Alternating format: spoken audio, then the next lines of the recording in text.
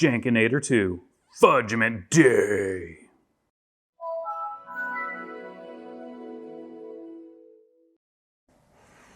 Hi, I'm Vince. Welcome to Circuit Rewind. This is the most frustrating thing I've done on this channel to date, and I am exhausted. With that out of the way, here's the Jankinator once again. If you remember from the last video, I used this motherboard here, the system, to use a PCI to a PCI Express adapter and plugged in an NVIDIA GT 1030 and an RTX 3080 into a PCI slot, not PCI Express, PCI.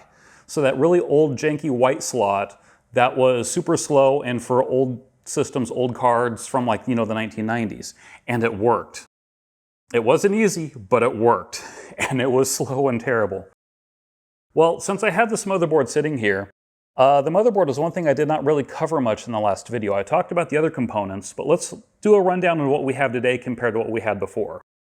Starting with the motherboard, since I didn't cover it last time, this is the ASUS M4A88T-V Evo/USB 3.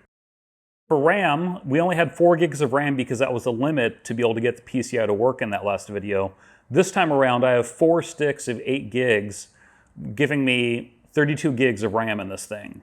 The processor is still the Athlon 2 X4640, so that's a quad-core 3 GHz chip. And let's see, what else do we have for components? The power supply I'm running with today is an EVGA EVGA 550GA, just whatever I had laying around that would work. The CPU cooler has been replaced.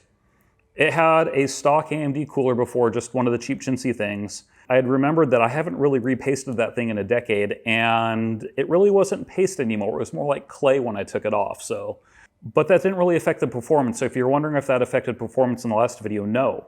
This platform predates thermal throttling. So the fact that it ran means that it was getting enough cooling. However, I put this beast of a cooler on here just to say, hey, like if I want to overclock this thing, I can, but for the sake of this video, I haven't. That's something I'm playing around with besides this video though. Now, graphics card in this thing. That's actually what this entire video is about.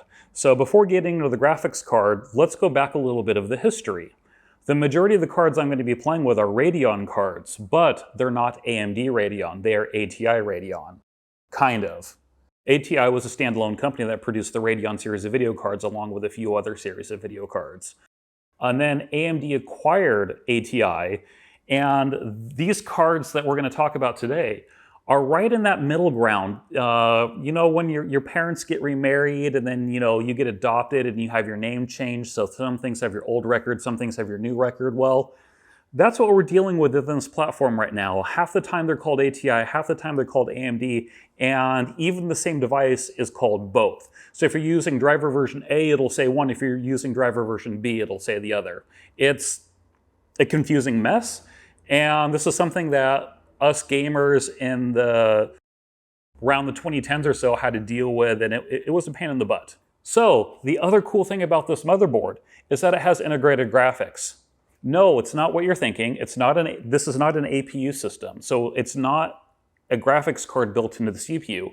It is actually a graphics card built into the motherboard. This motherboard has the AMD or ATI 880G chipset. It has the ATI HD 4250 graphics card embedded directly on the chipset on the motherboard. What also sets this apart from what you think of as an APU today, not only is it on the motherboard rather than the CPU, the motherboard has its own dedicated video RAM, separate from system RAM, because normally an APU will borrow from system RAM. This, however, has 128 megabytes of RAM directly on the motherboard dedicated to that onboard graphics. The onboard graphics can optionally also use RAM from the system to give it a total of up to 1 gigabytes of RAM.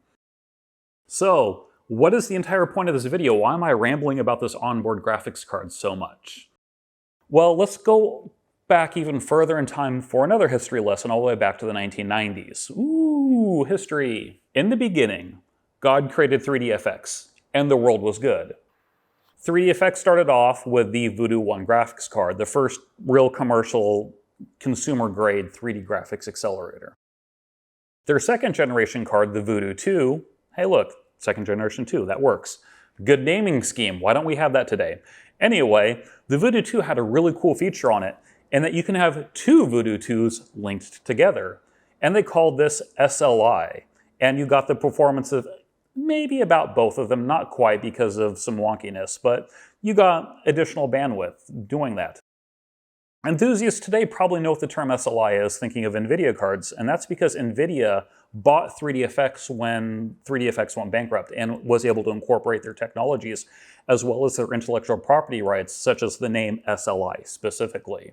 So NVIDIA adopted that name to do their multiple graphics card technology as well, just like 3DFX was doing. ATI, however, did not have the naming rights to SLI. So they created something called Crossfire or CrossfireX or Hybrid Crossfire, depending on how it's implemented. So that brings us back to this motherboard. There's an integrated graphics card on this motherboard.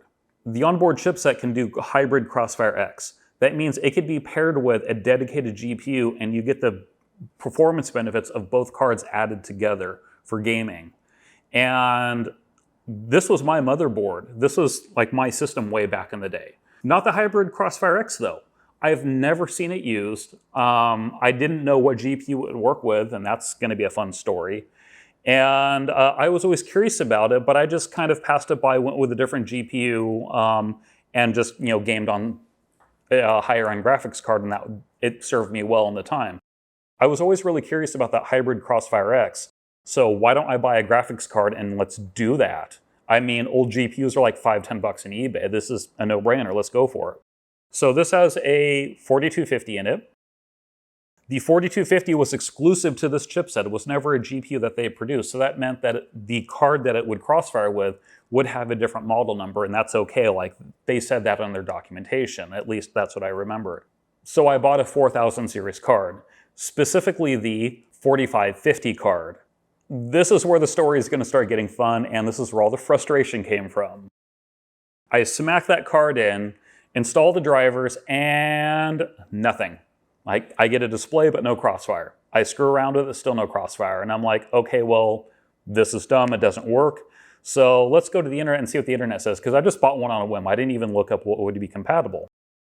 I found this document on the Wayback Machine website, and it shows this chart here. And it shows which GPUs are compatible with other GPUs when doing crossfire. And then at the very bottom of the chart, you can see down here, it also shows Hybrid CrossfireX for certain motherboards, like the 880G. And one of those GPUs you will see is the Radeon HD 5770. And so I purchased one. It arrived in the mail, I slap it in, and nothing, still. Confused, I fight with drivers for a day or two. I tried different versions of Catalyst Control Center, I tried different drivers. Eventually I got a weird pop-up that said, that thought it was a laptop, because in laptops you could have like one low-end GPU and one high-end GPU. That way the high-end one sits idle until you're actually playing a game, and then that one engages and sends the video signal back. And I thought that I had that kind of environment on this motherboard. And so I was like, okay, baby, this is their Hybrid CrossfireX that they were talking about. So I clicked the checkbox to enable it because it said I could, and nothing changed. I fought with that a whole bunch, and then eventually it turns out, like, I wasn't realizing, every time I closed that config and reopened it, that setting would always be unchecked again. No matter what I did, that setting would never say checked, and so it just didn't work. So back to the drawing board. There's even a forum post of somebody specifically stating they got a 5000 series card working with this particular chipset. No go, no matter what. So dig. And then I found this specific post on a forum. And in this post, this is actually before this motherboard came out. It's before this chipset came out. It was a leaked document. And in that leaked document had the press release that AMD and ATI were eventually going to release. And it showed specifically the 34 series GPUs were compatible with this. Specifically, the 3450. The other thing is, when browsing the BIOS on this machine, for the onboard graphics card, there's also an option called Surround View. Under that, it had a little note on the side saying that Surround View, if you set it to auto, would be enabled for the RV610 and RV620 video cards. However, what the hell is a RV600 series video card? We're dealing with Radeon HDs, right? Luckily, Tech Power-Ups, through a quick Google search, if you just search for the RV620, shows this list of video cards here. And in it, Coincidentally, there's also this HD 3450 card. It listed as a 620 LE.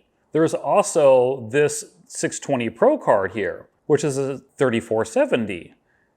So I stick the 3450 into this board, fire it up, get the drivers installed, and very first thing, this prompt appears.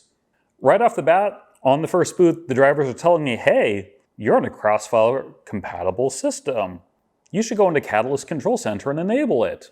And then once you're in Catalyst Control Center, it's literally one checkbox, enable or disable Crossfire. And every time you check it, screen goes black, screen comes back, everything works. And what it's doing at that time, it's actually reconfiguring the driver internally. Because normally when Crossfire is disabled, Windows will think there's two discrete graphics cards and you can plug in displays into both and they'll both work independently. As soon as you enable Crossfire, only the primary graphics card shows up, all the secondary ones disappear, so you don't get their video outputs. And all video output only comes out of the primary card. And the secondary card is only there for compute at that point. And I'm like, okay, cool. Is this actually working? Like this dream that I've had for all these years, like can I actually use Crossfire on this machine?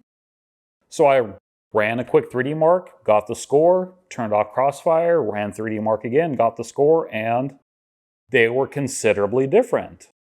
And before I got any further, I'm like, okay, cool. Like the 3450, it works. What about the 3470? I bought both because I didn't want to have to buy one, see if it worked or not, then buy the other. I mean, they're like $10 cards, whatever, I don't care, right? It's cheap. So I shut down the system, bring it back up with the 3470, and no prompt. And I'm like, oh, that's no fun. Oh, well, I guess only one of the two cards because the two LEs match and the Pro doesn't match, whatever. But then I go into Catalyst Control Center and the checkbox is still there. And then I realized, oh yeah, that would be dumb if it prompted you every single time you booted your machine to remind you that Crossfire exists. That would get kind of annoying. So it just cached and saved the setting that I saw the dialog once and okayed it. And from there on out, it expects me to just go in and manually change it myself without prompting me. And it works. Cool. Both cards do. I was going to call it SLI. I keep wanting to say SLI because Crossfire is such a niche thing in comparison. Being a voodoo kid, like SLI was my childhood, right? But no, like both the cards do Crossfire. All right, time for some benchmarks. Leading off, we have 3D Mark 2000 Helicopter. And in this benchmark, it runs 3 different quality settings automatically, which is really cool to test different card performance levels. As we can see here, the onboard 4250 is doing slightly better than the 3470 card, and quite a bit better than the 3450 card. You can see though, once Crossfire is enabled, performance gains are pretty significant. However, all this pales in comparison to the 4550 card, which completely obliterates even the Crossfire setup. One funny little note about this particular test, if you look at the FPS display at the bottom left-hand corner of the screen, it's capped at 99 because they didn't think that computers would be this powerful anytime soon. But here we are. Second test here, 3D Mark 2000 Adventure Demo. We can see very similar scaling as we saw in the previous demo. However, for whatever reason, the 3470 was not happy with the low detail results, and I'm too lazy to go back and retest things because we basically have the information that we want that Crossfire works. We can also see that the upper end cards, I think, may be hitting a CPU or some other system bottleneck because they're so close and bunched together in their performance. What's different this time around, however, is that if we look at the high detail benchmarks for the Crossfire setups, that the performance pretty much isn't different.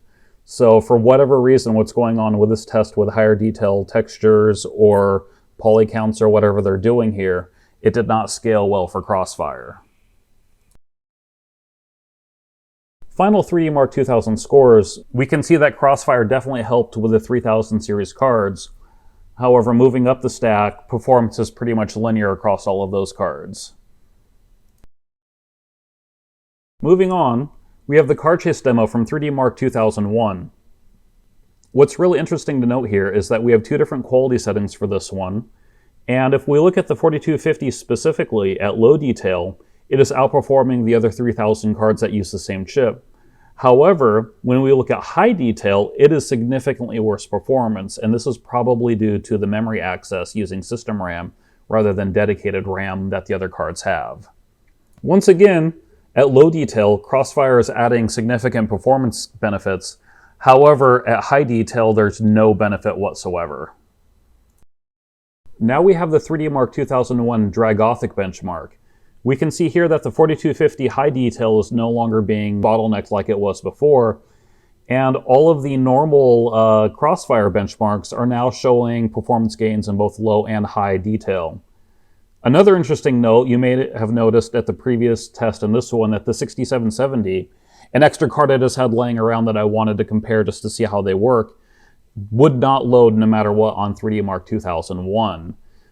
There's some reports online that maybe some DLL files need to be replaced, some things need to be hacked to get it to work, but I think that's beyond the scope of what I'm trying to showcase with these demos because I'm really only focused on Crossfire, and I just threw it in there just to show generational scaling that happened over time. And it works on all the other benchmarks other than 01, so I left it in. Lobby from 3D Mark 2001 was always one of my favorite benchmarks when I was younger.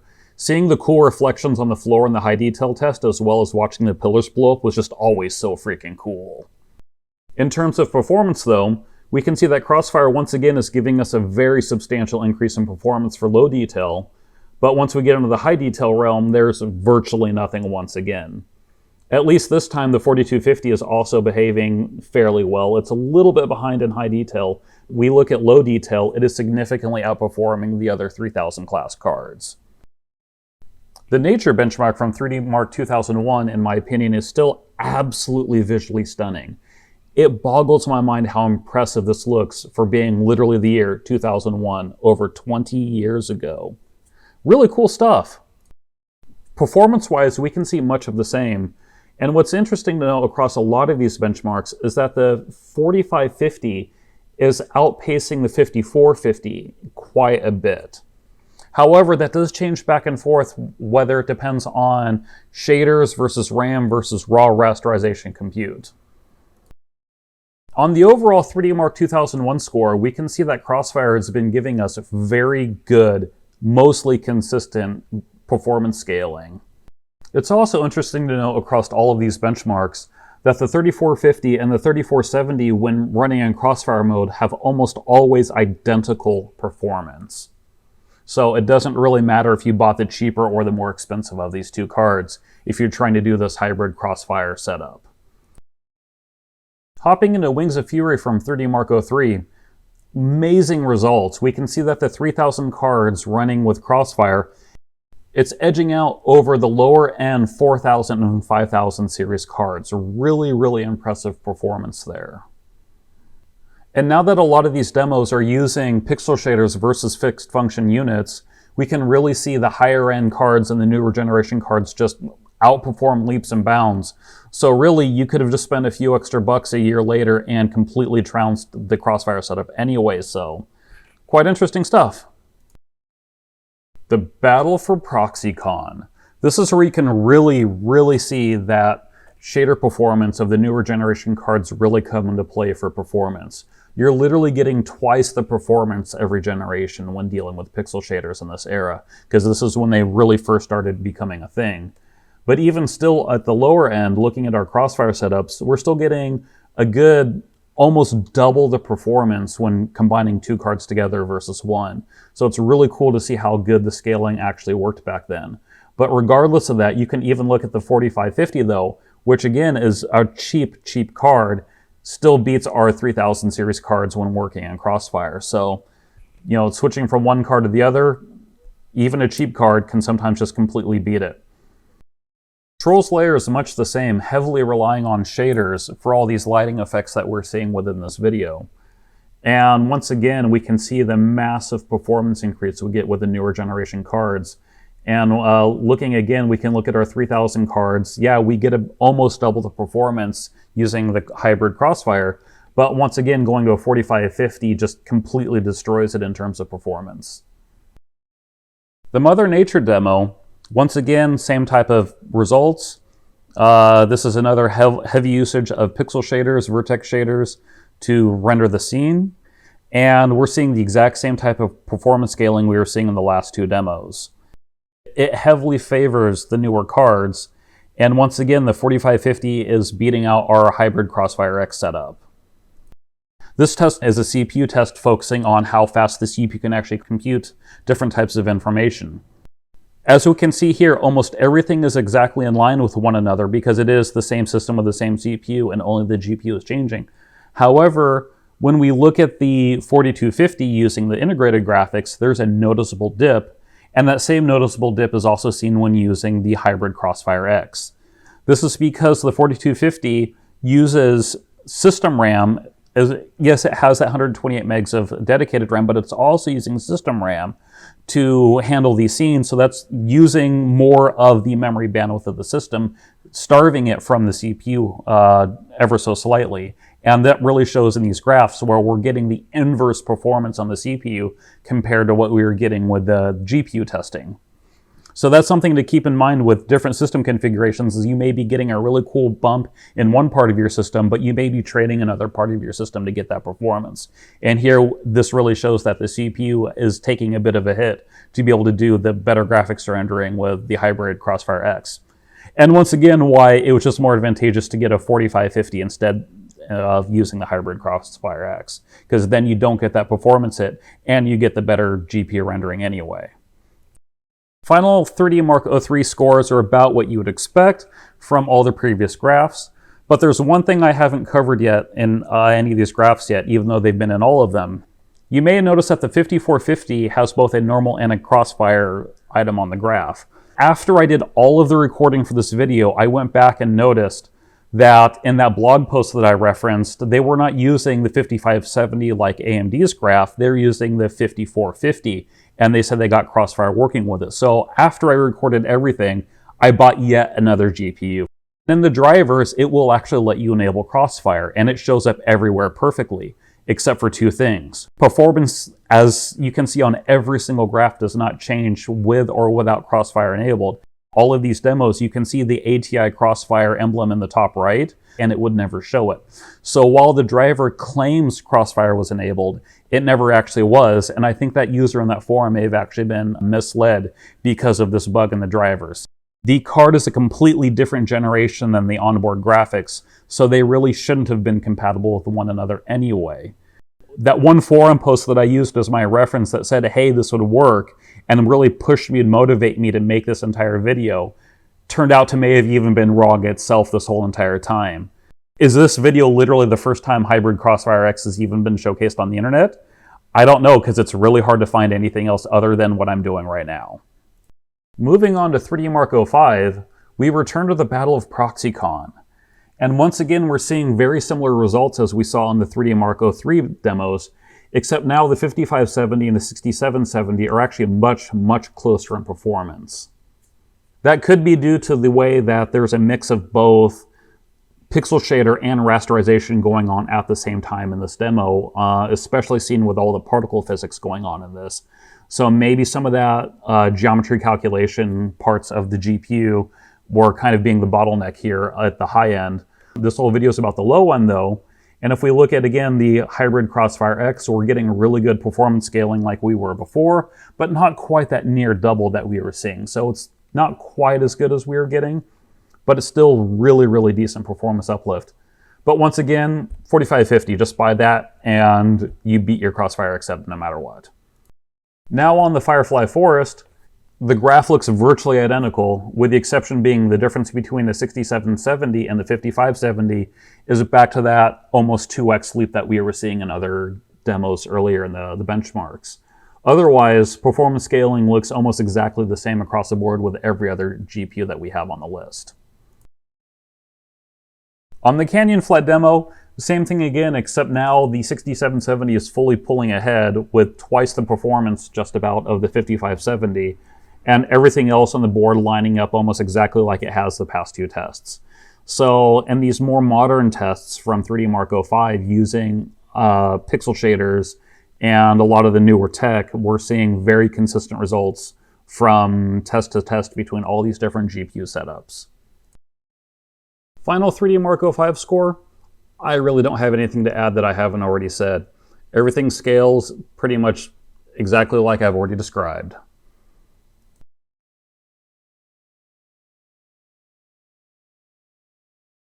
So one last point, just in case anybody wants to ask, did I try pairing the two 3400 cards together to see if they would work in Crossfire?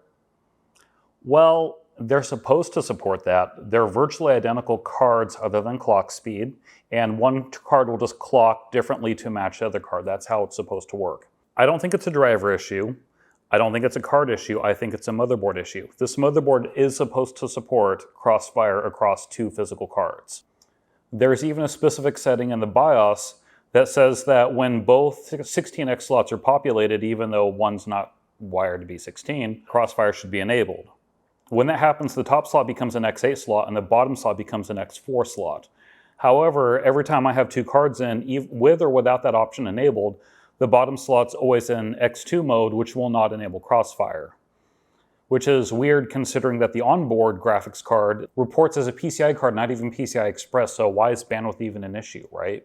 I don't know, it's weird. I don't know what's going on. I was really hoping that maybe with the right driver version and the right configuration, I might even be able to get three-way Crossfire out of this, because that is a thing that ATI had at one point. Well, couldn't even get the two-way between two physical cards. And so with all that, is this worth it? Was it worth it in the day? Looking at the performance difference between Hybrid CrossfireX on this platform and then moving up to a $59 graphics card, the 4550, and seeing that outperform this Crossfire setup, that explains why nobody had it and why I didn't buy into it back in the day either, probably. It wasn't worth it. You can buy the bottom of a barrel cheap graphics card just to have better performance.